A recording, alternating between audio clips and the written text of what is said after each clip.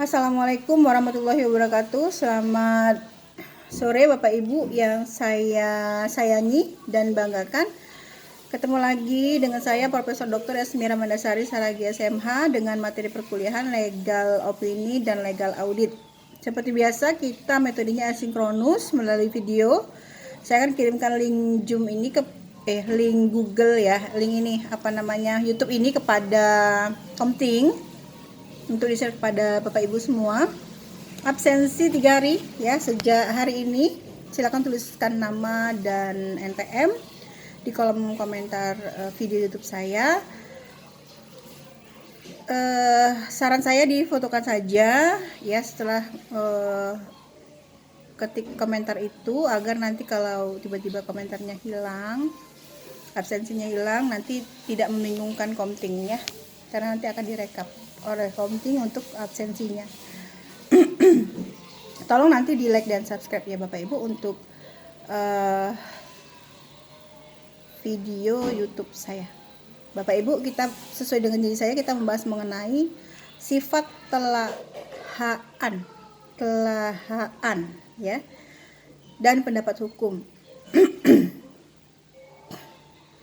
Nah, ini ada beberapa. Yang pertama tertulis, yang kedua dibuat oleh ahli hukum atau lawyer, kemudian berisi analisis dan pendapat hukum terhadap sebuah permasalahan, lalu tidak mengikat, boleh diikuti, boleh tidak diikuti ya. Itu kemudian berbasis riset dan pengumpulan data yang akurat, kemudian argumentatif, lalu jujur dan tidak memuat kepentingan sesaat atau tidak layak ya, atau istilahnya improper push ya.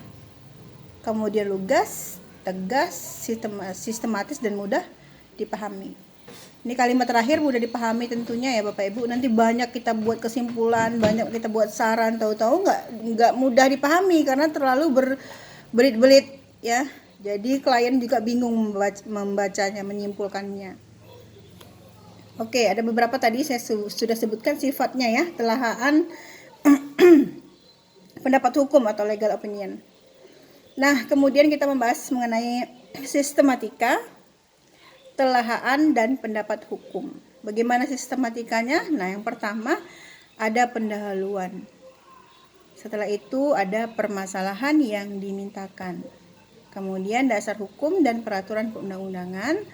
Lalu uraian fakta-fakta dan kronologis. Kemudian analisa hukum, ya.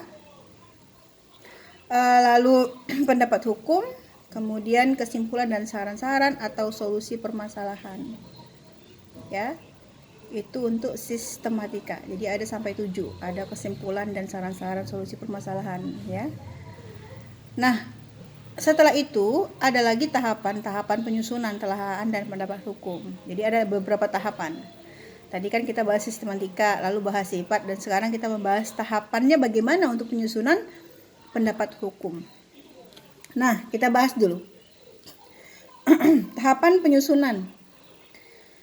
Yang pertama kita mengidentifikasi dulu ya terkait fakta hukum. Bagaimana caranya? Caranya baca seksama kronologi perkara. Yang kedua, wawancara dengan klien. Ya. Yang ketiga, kumpulkan bukti dan dokumen pendukung. Ini beberapa hal ini ditujukan atau digunakan untuk mengidentifikasi fakta hukum. Kemudian yang kedua, identifikasi masalah. Bagaimana caranya? Tahapannya adalah mengidentifikasi masalah yang ingin dijawab berdasarkan fakta hukum. Lalu yang kedua ada namanya konfirmasi rumusan masalah kepada klien. Selanjutnya yang identifikasi dasar hukum. Tadi kan identifikasi fakta hukum, kemudian identifikasi masalah, lalu yang ketiga ada namanya identifikasi dasar hukum. Nah, terkait dasar hukum, kita harus melihat inventarisasi peraturan perundang-undangan, jurisprudensi, teori hukum, dan pendapat ahli. Ya. Kemudian kita mengidentifikasi peraturan perundang-undangan, jurisprudensi, teori hukum, dan pendapat ahli yang relevan. Jadi kalau identifikasi dasar hukum itu kan tadi pertama inventarisasi peraturan undang-undangan. Setelah diinventarisasi lalu diidentifikasi. Jadi beda ya inventarisasi dengan identifikasi. Kemudian Bapak Ibu selanjutnya analisa hukum. Bagaimana cara menganalisa hukum? Dengan cara menyandingkan fakta hukum ya dengan peraturan, jurisprudensi, teori dan pendapat ahli. Ya, setelah itu baru kita jawab rumusan masalahnya, ya. Nah, yang terakhir kemudian ada saran dan kesimpulan. Jadi ini tahapan penyusunannya. Oke. Nah, jadi tahapan penyusunan ini ada nanti namanya kalau saya membuatnya singkatannya FIRAK. Ya, ada fact, ada isu, ada rule, ada analisis dan conclusion.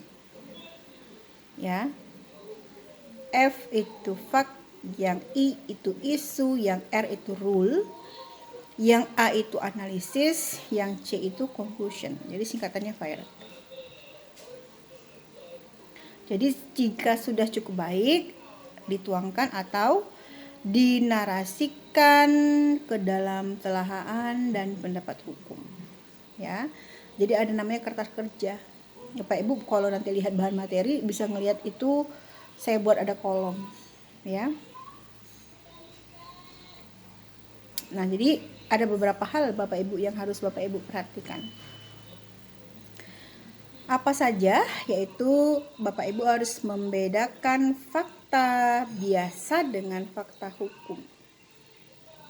Nah, ini fakta hukum ini terdiri dari perbuatan. Apa contohnya? Yaitu tindak pidana pencurian, pemerkosaan, kelalaian yang mengakibatkan orang mati, ya. Kemudian yang kedua ada namanya peristiwa hukum, ya. Ada kelahiran, kematian, pengesahan. Kemudian ada yang ketiga namanya keadaan. Apa itu? Yaitu di bawah umur, di bawah pengampuan, ya. Ini untuk kemampuan bertanggung jawab, ya. Jadi kita harus membedakan nih fakta biasa dengan fakta hukum, ya. Itu yang harus Bapak Ibu perhatikan untuk menyusun kertas kerja, ya. Rumusan masalah, ya, berdasarkan fakta hukum haruslah fokus namun mewakili fakta hukum yang ada dan memenuhi kebutuhan klien. Jadi kalau kita mau ceritakan tentang isu, ya, harus ya rumusan masalahnya berdasarkan fakta hukum, gitu, ya. Jadi disesuaikan dengan kebutuhan klien. Jadi jangan kita sor-sor sendiri.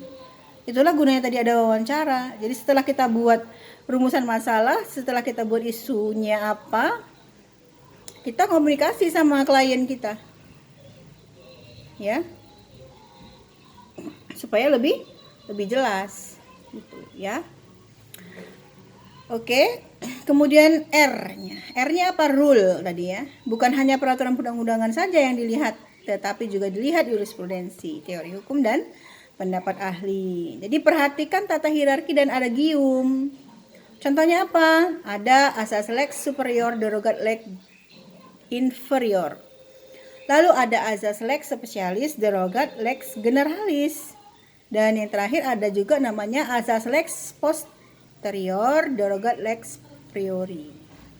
Ya, ini bahasa-bahasa Belanda yang memang adagiumnya sudah sangat terkenal, ya. Jadi Bapak Ibu hati-hati ketika menemukan adagium ini, hati-hati, ya. Ya, karena apa? Ada namanya lex specialis derogat lex generalis. Ketika Bapak Ibu membahas tentang kasus tindak pidana korupsi, maka Bapak Ibu melanggar pasalnya tidak KUHP, ya. Bapak Ibu harus memakai Undang-Undang Nomor 31 Tahun 1999, junto Undang-Undang Nomor 20 Tahun 2001 tentang tindak pidana korupsi. Ya, kecuali misalnya Bapak Ibu ini menemuannya pelakunya lebih dari satu, sebenarnya bisa kan dijuntukan pasal 55 ayat 1 ke 1 KUHP karena pelakunya lebih daripada satu orang gitu ya. Jadi hati-hati ketika harus diperhatikan ya tata hierarkinya. Ya. Lex superior derogat lex inferior. Ya. Lex specialis derogat lex generalis. Lex post teori derogat lex priori. Ya, Bapak Ibu ya. Oke. Selanjutnya kita membahas mengenai analis. Bagaimana cara analisnya? Jadi analisanya bukan sekedar menyandingkan fakta hukum ya dengan kutipan rule ya. Tetapi mengkaji pula baik dari aspek yuridis, aspek filosofis dan aspek sosiologis. Jadi menjawab rumusan masalah yang sudah ditetapkan, lalu mengembangkan kemungkinan argumentasi lain yang bertolak belakang dan cari solusinya. Kita cari solusinya bagaimana? Ini ya terkait analisis tadi. Ya. Jadi bukan hanya membandingkan dengan rule atau peraturan undang-undangan saja. Kita kaji melalui aspek yuridis, aspek filosofis dan aspek sosiologis. Ya. Jadi bisa terjawab ya rumusan masalah yang sudah ditetapkan. Yang tadi ditetapkan di isu tadi ya, GI ya. Jadi bisa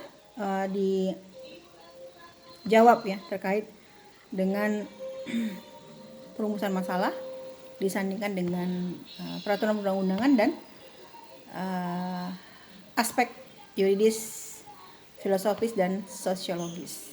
Baik Bapak Ibu, terima kasih banyak atas waktunya. Minggu depan nih kita bahas conclusion nih, masih nyangkut satu ya. Kita bahas pelaksanaannya ya. Selamat weekend, semoga harinya menyenangkan,